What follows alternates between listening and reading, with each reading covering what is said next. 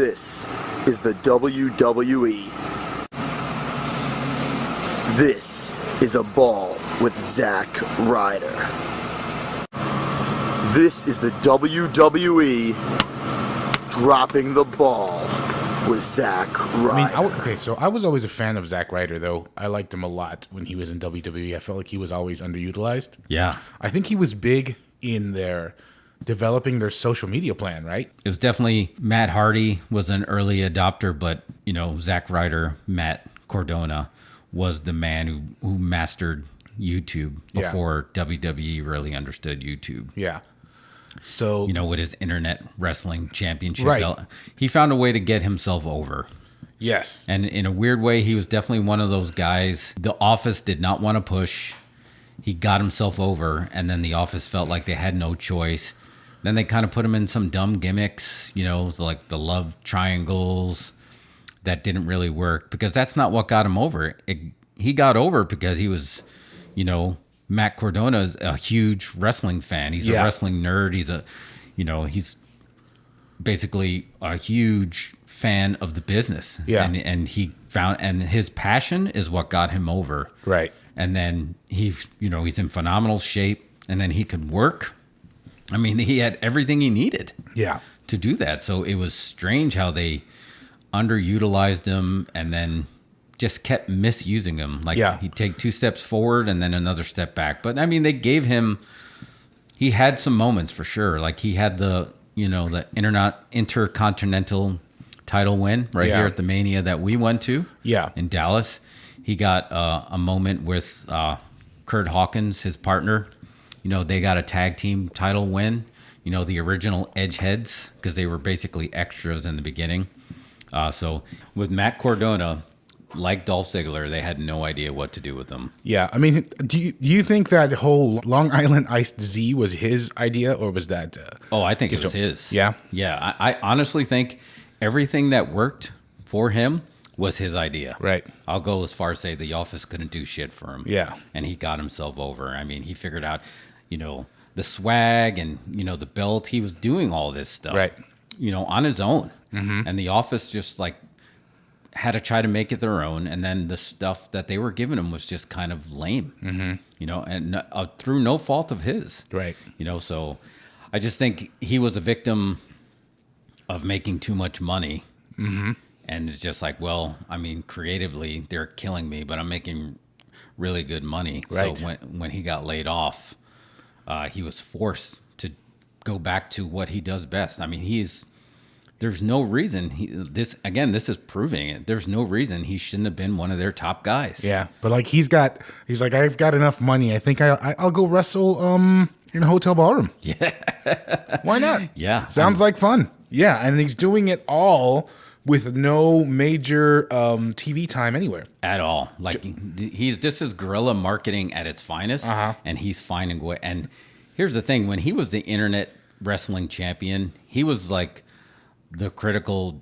You know, he was the fan favorite, right? He's the one that people wanted to see. Mm-hmm. This time, he's making himself the heel, and he's running with it. Mm-hmm. I mean, the social media campaign that he's pushing for this GCW homecoming title win is what companies pay millions of dollars for to get lackluster results. And he's raw dogging this himself. Yes. And getting this way over to the point where it's just so intriguing. And the only other person that you ever seen really utilize this to their advantage was Matt Hardy. Yeah. Who just kept finding a way to use the internet to get himself over. How would you describe his gimmick right now? I feel like he's doing a little bit of an I'm from Hollywood thing, right? And he's like, I'm from the big time show. I do whatever I want. You guys are nothing. Yeah. He's no longer doing the I'm Matt Cardona, one of the, you know, I'm not one of you. No, this is Zack Ryder, WWE guy. This is Andy Kaufman mixed with a little bit of NWO. Yeah. Of just like, I'm coming from the company as Zack Ryder to be this hardcore, you know, legend Nick Gage that is infamous right now. Right. You know, probably the only one that should not be happy about He's having a career, you know, this is the highlight of his dude, wrestling career right now. Popped when I saw his social media and he brought that belt to Disney World. I mean, that's just like, right? That's Disney World When You Wish Upon a Star campaign after. So what the was he Super doing? Bowl. He was taking photos. He was taking in front of the rides and stuff. In front of the rides and the teacup, and it's just like, he's basically liberating this title from the filth that that it was sitting before. It's just like, the champ is here, and he's at Disney World, and he's got pictures with his wife there, right? Chelsea, who just also got let go, and it's just like he's embraced. This is like the equivalent of like if Scott Hall and Kevin Nash would have came to WCW in the beginning and then took the belt, won the belt, and then just started going on like random tourist stops and taking belts. It's just like, see, we got, this ain't shit. The things didn't exist back then that you can utilize now to get yourself over, like social media and the internet. I mean, here's the thing, like, I don't know if that show, that match was on pay-per-view or they streamed it somewhere or whatever, but I tell you how I saw it, right? Someone posted a 45-minute video on YouTube of them just filming the match from their cell phone from the seat. They had a good seat. They were up front. And I saw the whole match that way. And that's not how you're supposed to see it. And I'm probably, I'm not paying any money for it, but I saw it. No, I think that was the only way to see it. And I think that's what's actually helping it get over. Yeah. That it wasn't like, I don't even know if it was possible to see this, but this is the equivalent of like old school. You can't miss this house show because anything could happen. Mm-hmm. And man, the heat that he got.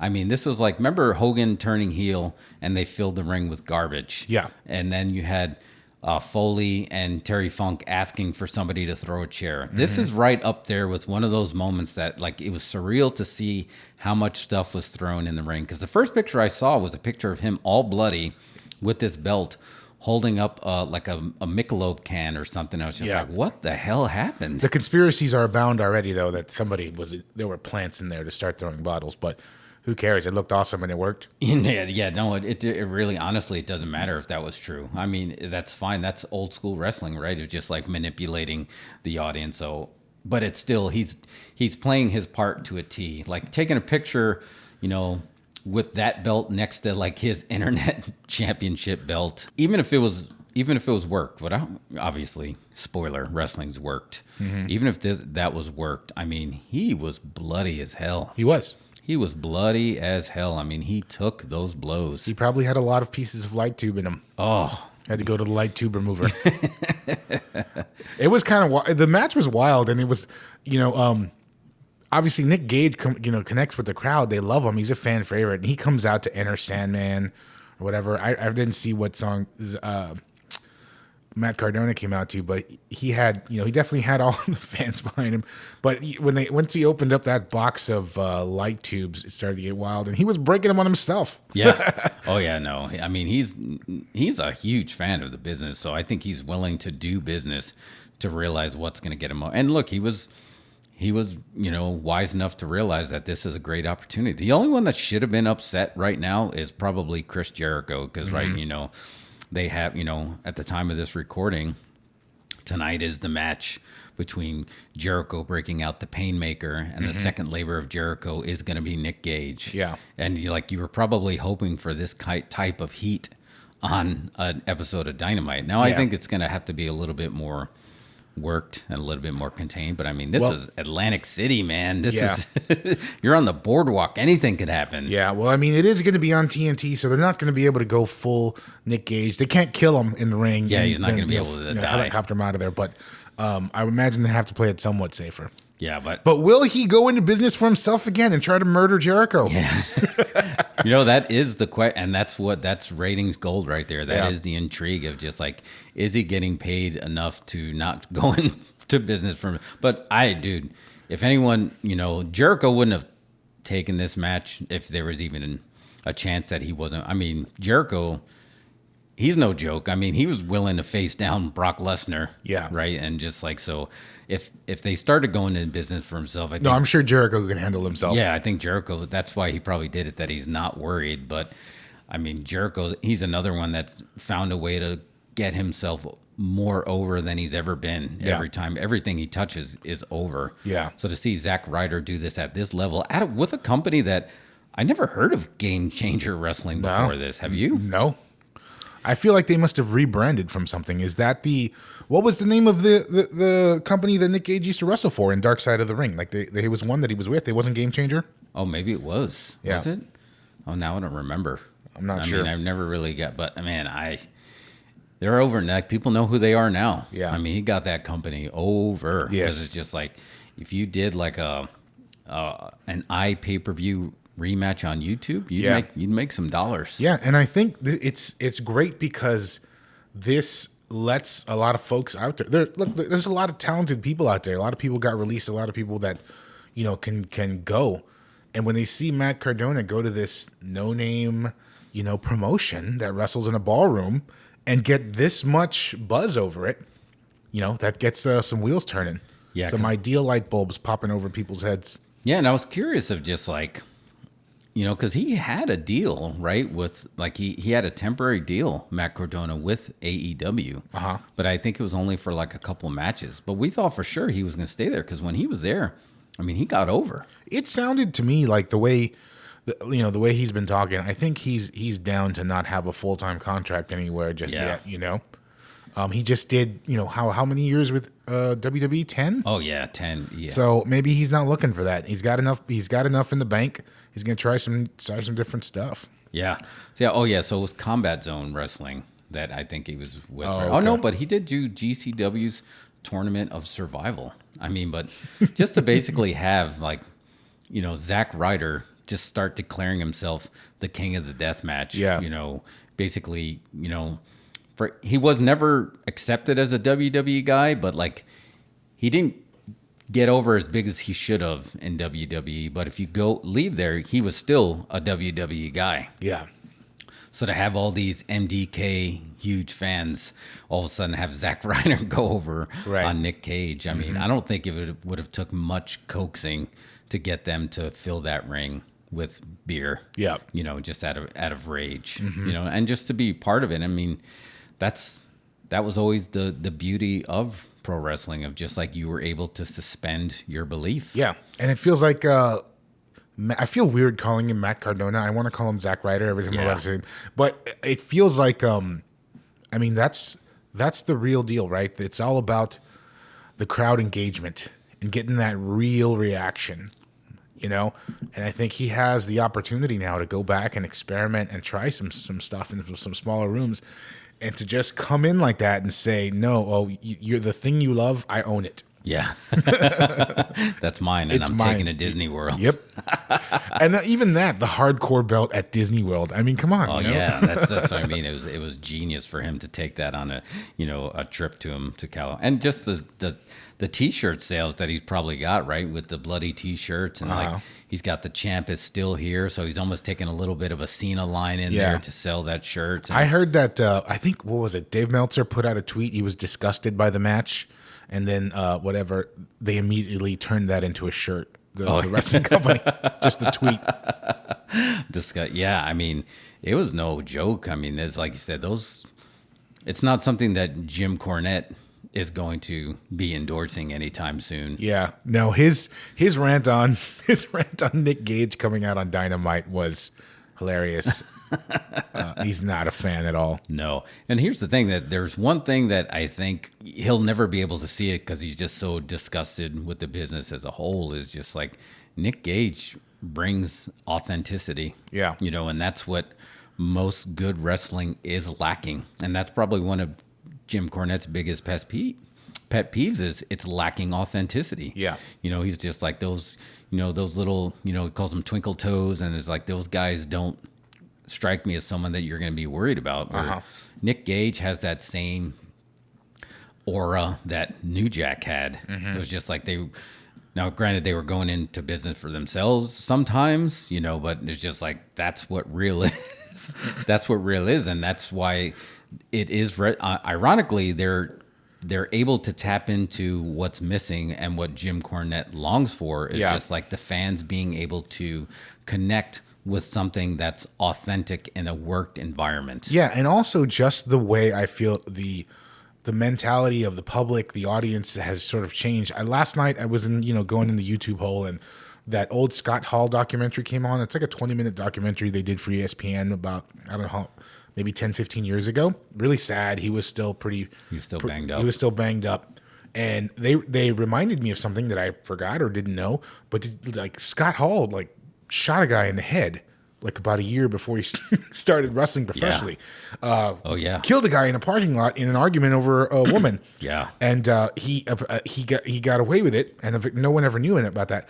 You know what I mean? And things like that. Wrestlers, performers, past history, past mistakes. You try to keep those bottled up. You know. Now they're introducing Nick Gage by describing him as robbing a bank with no mask on. Yeah. And almost killing David Arquette. Yeah.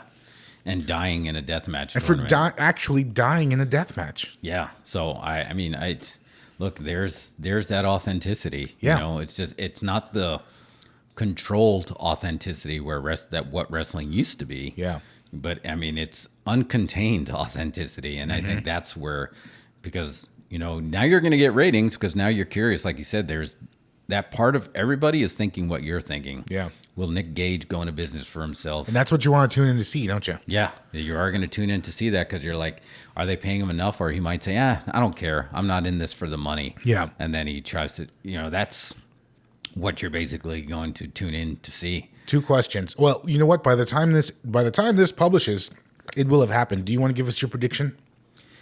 Yeah.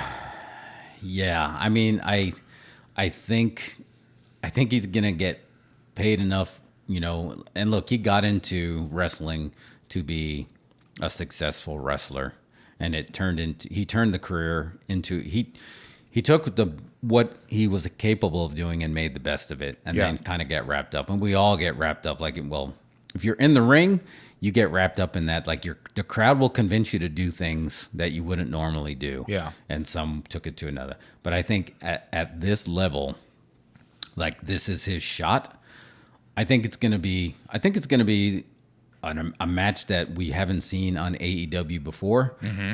I don't think he's gonna go into business for himself, and I think Jericho is going to, because there can't be a DQ, so it's got to be a clean finish, right? Yeah. So I mean, I think Jericho is gonna be pretty bloody, but I think that he's gonna get his hand raised. Is he getting the light tube treatment?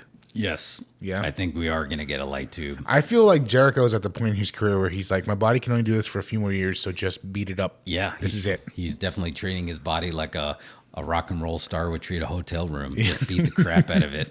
You know, and he went off the top of the cage. Yeah. I think there's part of him that is like intrigued by this. And I think it's going to be very simple. That's why I said Jericho should be the only one that's upset about this Cardona stuff, because I think that's what, in a way, he kind of needed to do. Yeah. But I don't think there's going to be a lot of MDK fans there. Mm-hmm. I just don't think that. Where is it's Charlotte, right? Is it in Charlotte? I think it's Charlotte. Okay. I mean, I don't think, because obviously if they did it in Atlantic City like they did, Jericho would get, you know, he would be the heel. They'd boo him out of the building. But I think, you know, Nick Gage is going to be in AEW territory. Yeah. And I think I don't think he's going to pull much back, but I also don't think he's going to stab him in the jugular with the light tube. Yeah. I don't think that's going to happen, but I think Jericho is going to push it further than people are comfortable with. Yeah. For sure. They'll get a call from TNT Standards and Practices. Yeah. Oh, can you imagine if that came back? Because, I mean, that's basically what killed WCW. Yeah. But, I think it's definitely. I think they're going to push it, but it's going to be. It just needs to be more than the exploding barbed wire match needs to be, but less than a death match in a cornfield. Yeah, and I'm going to agree with Jim Cornette on one thing. Just ditch the fucking pizza cutter for real. Yeah. Yeah. No, I don't. Just like, you don't need that. I mean, last week you had, you know, John Moxley got the fork out, and look, they're, you know. Before the Bushwhackers were the Bushwhackers, they were the sheep herders, and they were doing shit like that. Mm-hmm. You know, and Abdullah had the fork. Yeah. I mean, this stuff is not unusual, but yeah, the pizza, I think he's going to probably say, okay, you can bring one toy. You can either bring the pizza cutter or you can bring the light tube. You can't bring them both. You know, I think that's what... I think that's fair. Yeah, I think Papa TK is going to say that. Only one toy on this trip. So, yes. But it's going to be bloody. Is there a clause in his contract that if you murder the talent, you're not going to get paid?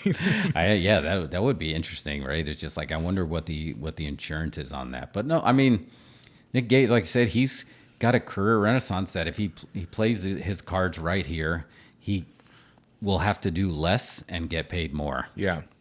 What's next for Matt Cardona in Game Changer Wrestling? Do we know? Oh man, he's gonna make a ton of money on merch. Oh And yeah, that's the merch, and I own all the merch rights when I'm independent. All the merch rights. So, I mean, you can tell like from what he used to do for WWE as far as their social media presence, he's got the skills for that, and he can definitely put himself over on the internet. Yeah, proven. And now to do that free and clear as just his own wrestling company, right? Matt Cardona Wrestling. Oh yeah, that he is the brand, right? And it's just like, and if we were booking this territory.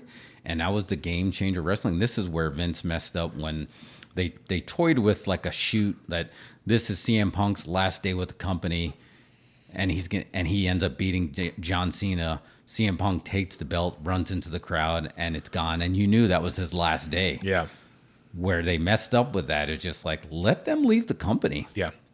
And that's what I think Game Changer needs to do. Let Matt Cardona take that belt to Disney World. Let him take it to Universal Studios. Let it take him to every wrestling company, every wrestling appearance he makes. Let him take it with him. Yeah, put the belt over. Yeah, get that belt over. Let him go everywhere with it. If you get, if he's in Japan, bring it to Japan. Yeah. Just like, look, you can't lose this belt. Yeah. And it's not being defended, but if you want to wear it, just get it over. Because this rematch is going to make money. Because Nick Gage is about to, become more of a household name than he has between Darkside, now AEW, now this.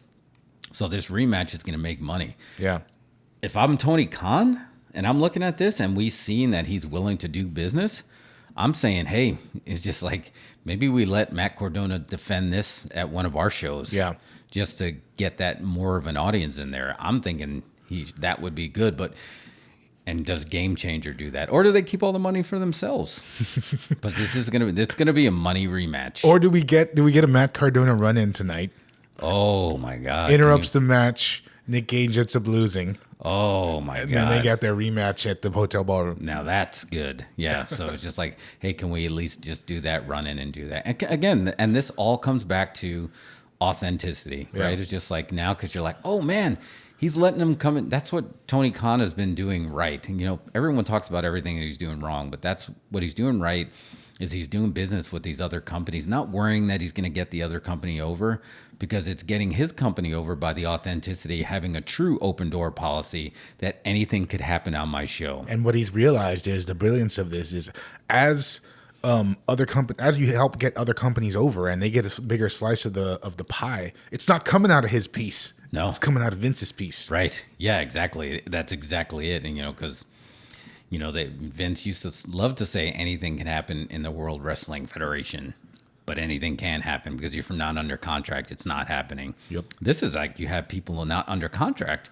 making appearances, and they're NWA people, they're New Japan people, they're Impact people. Now they could be Game Changer people. Just keep doing that. Yeah. Because it's not hurting him. Look, he's got a lot of TV time to fill now. Yep. It's just like, so it's not going to hurt to have these people running angles on their show. And it helps get the business as a whole over. And then it gets you back into the mainstream zeitgeist. We're still at that point where it's just like the hardcore fans are there, but you need the mainstream zeitgeist fans. So it's just like having people that might not normally tune in see something like Game Changers. Like, yeah, it helps. It just helped for awareness. Yep. So I'm all for it. I'm pulling for that run in now, though. I think you just booked a nice finish. Boom. That will get him some nice heat. So the next time it's just like, I took your one shot at AEW and I screwed you out of it. So I'm all in.